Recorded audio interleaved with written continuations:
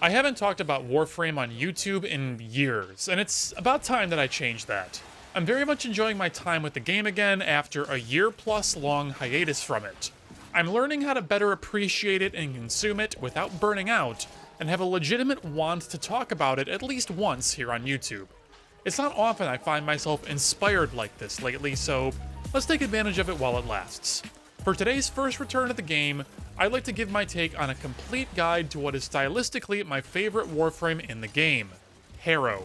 While completely unnecessary for the vast majority of content in the game, I find Harrow to be very engaging and strong in certain high-level activities, being a great hybrid between support and weapons-focused damage output. Originally at launch, I found them to be a huge chore to play. Their abilities were an unsustainable balancing act. It felt like a constant struggle to keep all of their abilities active and at peak performance, and it just wasn't fun to play despite how powerful it was.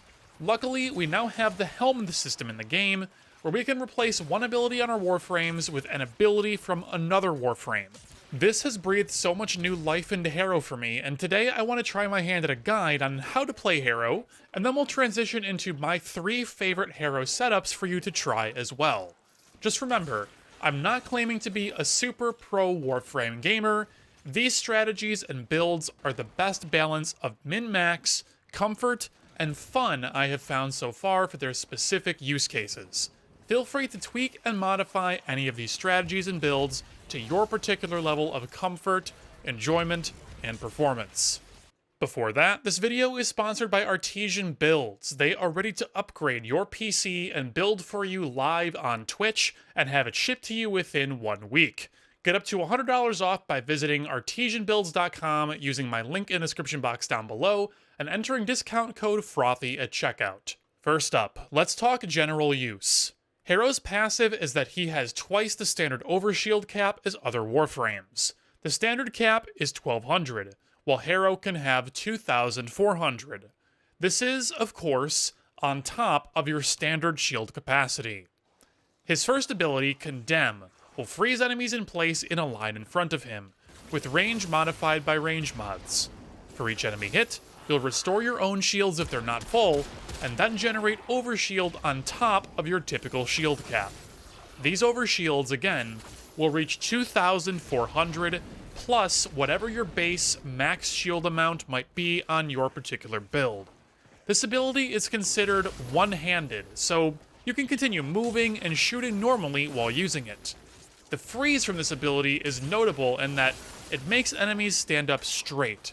It makes their heads very easy targets for you and your teammates.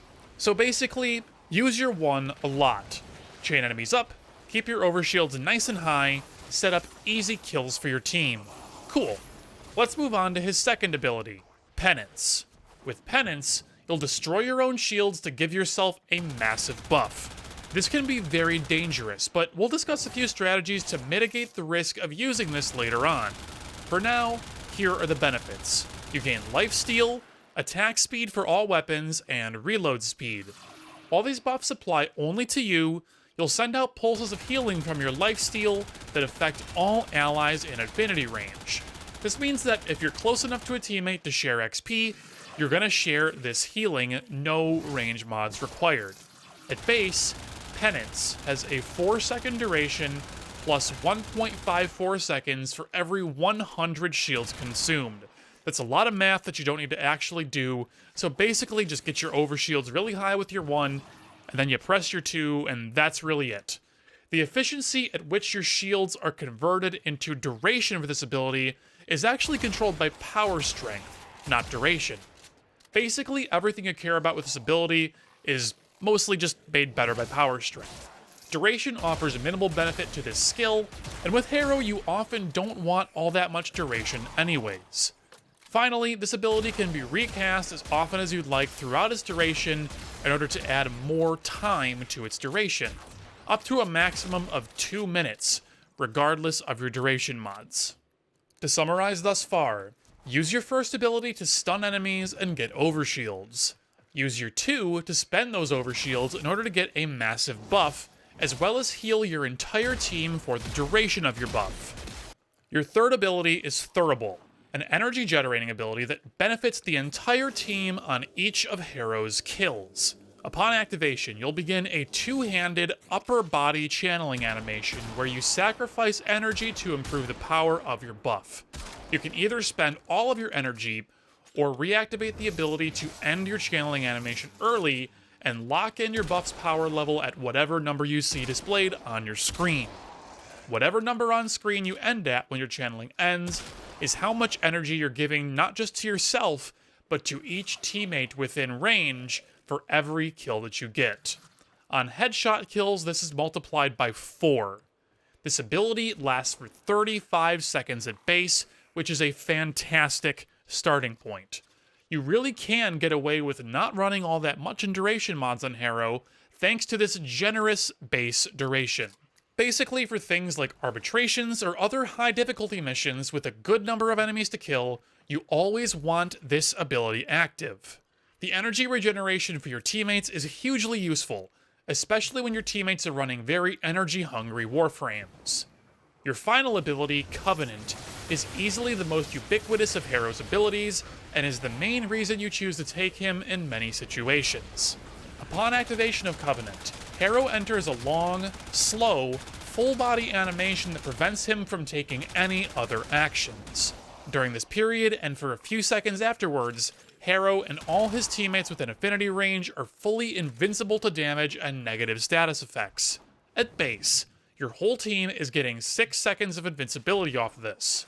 What's more, all damage taken by the team is absorbed during this invulnerability period, and is stored to charge up the big payoff of this ability, a buff called Retaliation. Retaliation has a 12-second base duration, and will raise your team's critical hit chance by an additive 50%. Just like your third ability, the effects of this buff are quadrupled for headshots. All teammates that receive this buff at maximum are going to have 200% critical chance added onto their weapons straight up. This means that the vast majority of weapons are going to have guaranteed orange crits, with many having guaranteed red crits whenever you score a headshot. Now, the initial thought most people are going to have with Harrow is to put a bunch of duration on him so your team stays invincible for longer, and then keeps the massive crit damage buff active for longer. However, you have to keep in mind that so long as Harrow is under the effects of the retaliation buff from his ultimate, he cannot recast it. If you start stacking too many duration mods onto Harrow, you lose the ability to make your team completely invincible at a moment's notice. My stance on the subject is basically this. If you're playing low-level enough content where you don't need full team invincibility on a short cooldown or massive amounts of energy constantly flowing in, you could probably just be playing another Warframe other than Harrow and probably just having more fun.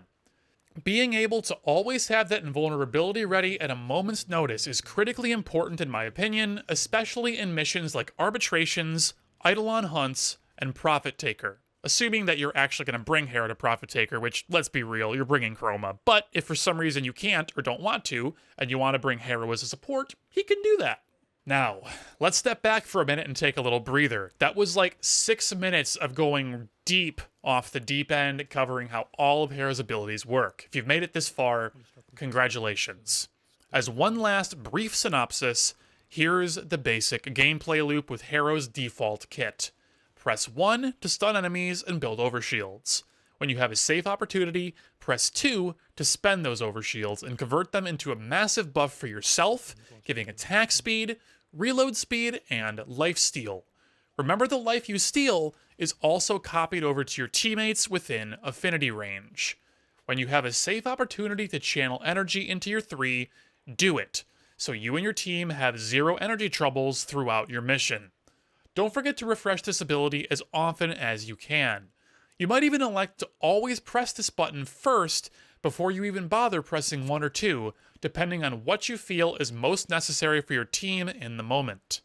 Finally, in standard missions, your 4 can be used in a few different ways. It can be a panic button when you start taking major damage to prevent yourself from dying, or you can use it as an offensive tool, intentionally jumping into a group of enemies to force a bunch of damage onto yourself to guarantee that you get capped out at the maximum critical chance buff. You could use it to make it much safer for you to press 2 as well, which will consume all of your shields even through the invulnerability of your 4, but because you have roughly a 6-second duration of invulnerability, assuming your duration is roughly at neutral, that's still pretty good. That's gonna protect you and keep you safe during that period of weakness. Now, if you've made it this far, congratulations on your endurance. We finally get to take a look at my preferred builds. Now, to be honest, I don't actually run Harrow's stock ability set on any of my loadouts. I do use all 4 of his normal abilities across my loadouts, but I have done some Helminth replacements. To go back to the very start of this video, you'll remember I mentioned that Harrow's base kit was a chore, in my opinion. There's a lot of upkeep that's involved in keeping all of your buffs active, and while the payoff was good, I never felt the work to get there was worth it. I didn't want to have to think and work that hard to get maximum performance out of my frame. A big part of that, in my opinion, was Harrow's first ability, Condemn. I wanted something a bit more brainless, something less reliant on positioning, aiming, and enemy proximity to make work. So my friends, say hello to Hildren's Pillage. Pillage is an ability that will spread out over a large area over the course of a few seconds, and any enemy in line of sight to Harrow will have part of either their shields or armor stripped and returned to Harrow as overshields. Since Harrow really wants to have the maximum amount of overshields possible as easily as possible, this ability was a no-brainer. Even with only a little bit of investment in both range and duration, we reach much further than we would ever actually need to with this ability. Again, we don't want too much duration on this ability, because then it takes too long for the wave, quote-unquote, to spread out from us and then come back to heal us in a pinch. I actually run max range, super low duration with Pillage on my ESO Equinox, and it helps a ton for survivability, but we'll mention that part a little bit later. Oh, and did I mention that this ability strips armor? Because it strips armor. With my current general use build, I run 179% power strength. Not because it's necessarily a sweet spot, but because it's just what's convenient and easy for me with my current mod collection. This power strength will give me 44% armor strip per cast of Pillage, which makes a massive difference versus Grineer, Corpus, and corrupted enemies. Adding in corrosive projection, we're looking at 62% armor strip and even more with additional corrosive projection users or casts of Pillage. With this ability, Harrow, in my opinion, becomes triumphantly powerful, keeping himself alive with great ease thanks to the current shield gating mechanics and the brainless spammability of Pillage. Combine this with access to Harrow's ultimate adaptation, as well as rolling guard on top of that, and Harrow becomes so unkillable that you have to make multiple mistakes in a row while also being out of energy to actually die most of the time. As for the rest of this mod loadout, we've got Transient Fortitude to give us some power strength at the cost of duration, then Primed Continuity to offset that small duration drop and keep us at about 140%. This gives me a generous 48 seconds of duration on Thurible, the Energy Battery ability, or the 3, as well as giving a significant boost to the range of Pillage, which scales off both range and duration.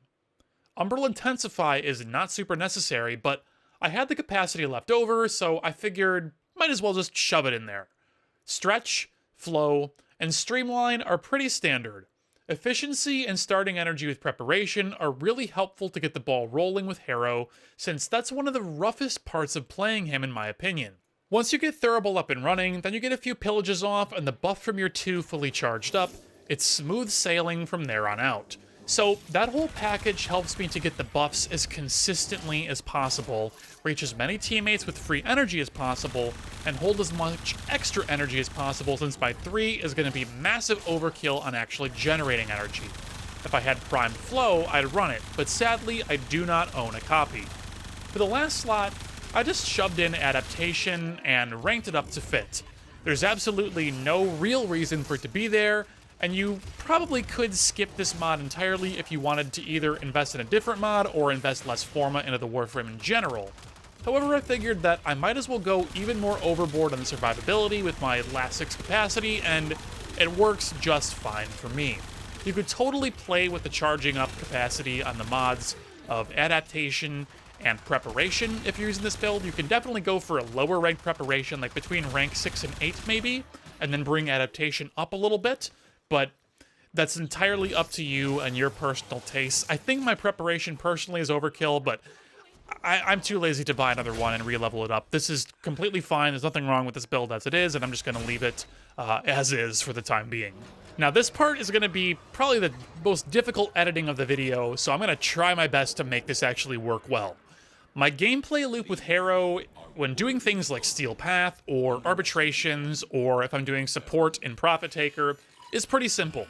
Depending on the situation, I'll either start with my 1 or my 4. In the clip being shown here, when I first engage with my enemies in a quick Steel Path survival, I choose to start with 4. It's quite simply just too many enemies for me to handle, so I need a lot of breathing room with an immediate invincibility period to set up all my buffs. So I start with 4, and then immediately toss out a pillage. While waiting for that wave of overshields to make its way back to me, I bullet jump in the air to make sure I have line of sight on as many enemies as possible because pillage is limited by line of sight. I hold a quick aim glide as the wave returns to me, again, just to be safe and make sure that I strip armor from as many targets as possible. Then, I instantly cast my 1 again to get another wave of armor strip and shield return started. During my downtime of waiting for that wave to hit me, so remember, I cast pillage a second time and the wave gets sent out. And then I'm waiting for the wave to return. I have a couple of seconds until that happens. So I'm using that period of time to cast my 2.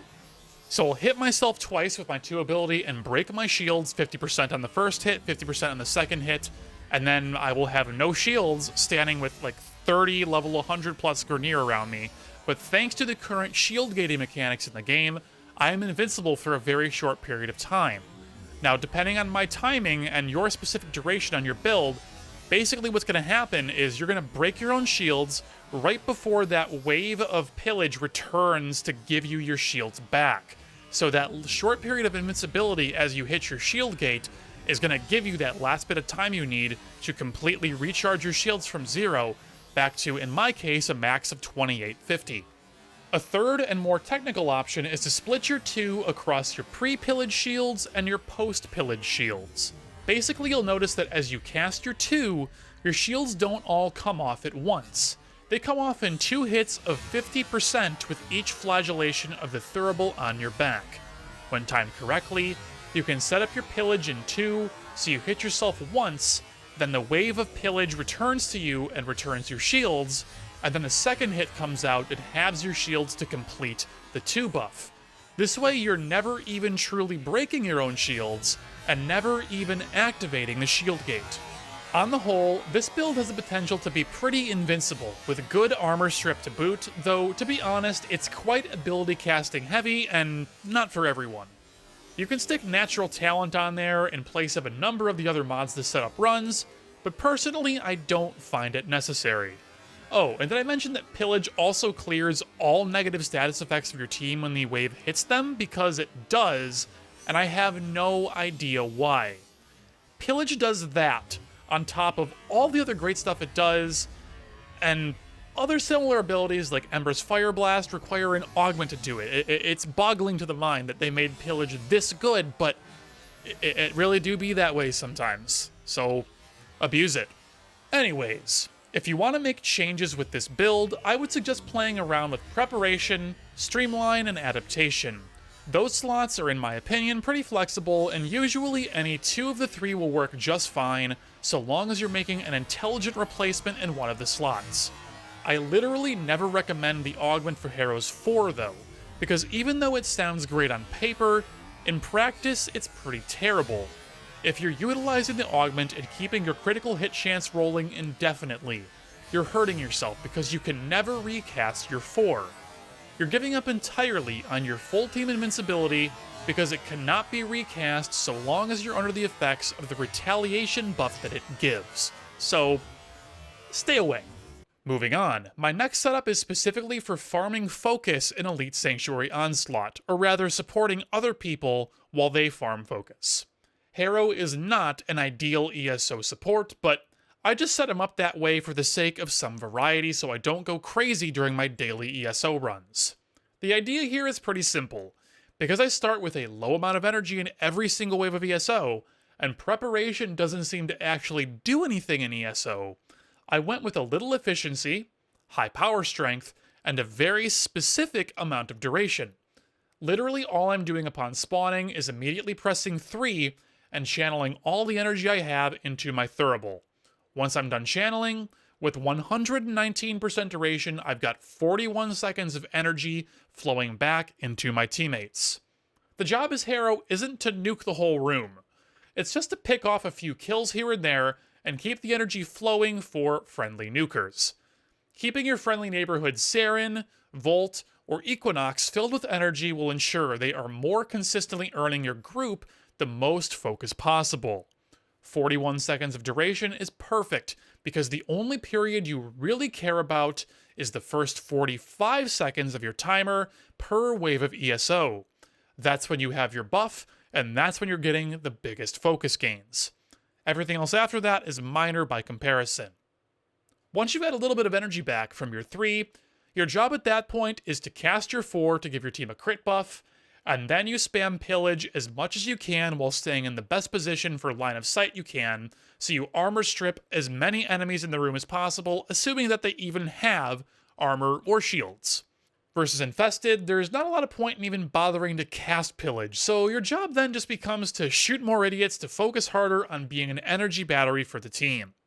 My last setup is my Eidolon setup, and it's kind of ridiculous and not standard, but I like it. Much like the first build, I want a little bit of duration on it, but not much at all. Basically, Harrow's job is to make the entire team invincible during a particular attack that Eidolons will perform, and in doing so also protect them from magnetic status procs that will remove all of their energy. With really competent groups, the Eidolon's shields and Synovias can be destroyed incredibly quickly, meaning these super attack phases can happen more frequently than you can manage to cast your 4 if your duration is high. On baseline or slightly above baseline duration, you'll be just fine to cover for mistakes in your timing, while not being so long as to be problematic for you when you get a Pubstar Volt in your team that's insta-giving both the shields and limbs without team support. Now, if you're running a really organized group with your Harrow, of course, you're going to be a little bit smarter than me on this, and you can tailor your duration to what fits your team. But for general use and going into pubs, I think between 100 and maximum 130 duration is where you want to be. I would not recommend going any higher than that. Now, looking at the rest of the build, you're probably laughing to yourself at the completely stupid amount of enemy radar I have on this Harrow. Honestly, I find myself being the designated lure grabber and charger whenever I do these fights, and having a huge amount of enemy radar is really helpful in helping me find Vomvalis quickly either out in the field or when they begin to swarm the Eidolon. Being able to hop into my Warframe, see where all the Vomvalis are in a roughly 100 meter radius, go back to operator mode and quickly dash over there and kill them is insanely useful. It helps me to be a resource for the team, while still having a really strong set of damage buffing abilities in the way of crit chance from my 4, fire rate, and reload speed from my 2. All of this enemy radar is completely unnecessary, and I'm positive you can find many better Harrow builds out there for Eidolons, but I like this one, and it serves my particular needs really well when doing public Tridolon runs with randoms. The last thing you'll notice about this build is that instead of pillage on 1, we've got Titania's Spellbind on 3. We subsumed this ability because Thurible has no use for us in Eidolon fights whatsoever. There's neither enough time nor enough enemies to justify ever using it. Instead, Spellbind's self-cast function, by holding 3 in this case, gives us immunity to status effects, which includes knockdowns. This is great when cast alongside Harrow's 2 and 4 during damage phases, if you're solo carrying pub teams and need to stack up damage on yourself while preventing random knockdowns.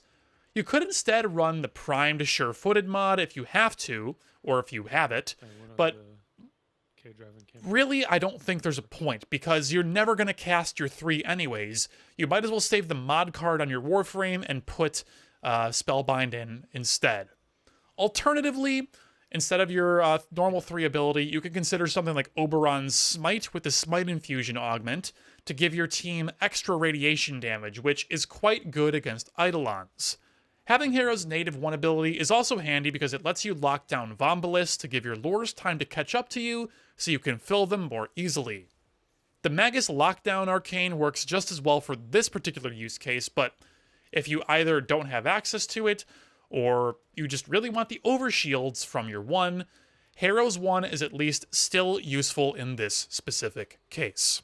Anyways, everyone, this has been a real treat. I know this video was super dense, but I hope that it was informative and educational to you, and that you'll give Harrow a fair try if you're not already a fan of him. If you want to see more of these in the future, let me know, and maybe we'll attempt 1 or 2 more. See you in the next one. Take care.